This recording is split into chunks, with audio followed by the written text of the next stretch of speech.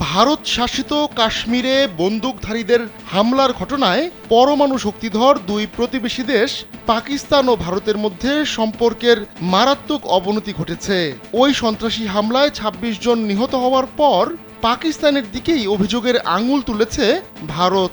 তবে এই হামলাকে সাজানো ঘটনা বলে দাবি করেছে পাকিস্তান। কাতার ভিত্তিক সংবাদ মাধ্যম আল জাজিরাকে দেয়া এক সাক্ষাৎকারে পাকিস্তানের প্রতিরক্ষা মন্ত্রী খাজা আসিফ জানান, ভারত শাসিত কাশ্মীরে সম্প্রতি ঘটে যাওয়া পর্যটক হত্যাকাণ্ড ছিল পরিকল্পিত ঘটনা। যদিও নিজের এমন দাবির পক্ষে কোনো প্রমাণ দেখাতে পারেননি তিনি।